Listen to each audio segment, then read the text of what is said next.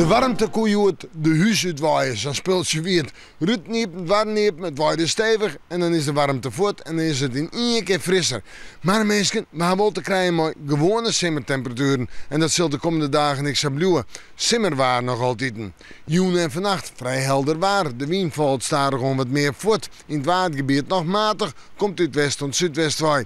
De temperaturen vannacht zijn 14 tot 16 graden. Ja, en dan kunnen we dus opmaken van morgen. En morgen moeten we maar zinnen, flink wat zinnen. Ik wil eens even wat bewolking, temperaturen 20 tot 22 graden. Dus een warme dag, dus een gewone simmertemperatuur.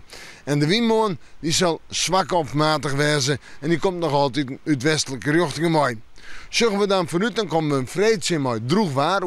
Ik denk van een pad in de joent en dat de buien pas in de nacht komen. En vreed is het nog altijd, het zijn 21, 22 graden gemiddeld, een warme dag. Op sneeuw zijn 20 graden, maar wat buien, je komt op tongen. En het binnen stevige buien, soms maar een protte wetter. Op sneeuw en ik, stevige buien, soms maar een protte wetter, hagel, misschien maar winst dit een tonger. Maar datzelfde geldt van sneeuw. En hoe sneeuw sprutsen, het zoe in de midden wel eens een langere, betere periode bekennen die dan vaak komt. Ja, de wind is sterk in het weekend en dan hebben we uiteindelijk een waarsomslag. We moeten morgen maar weer even in het waarsje.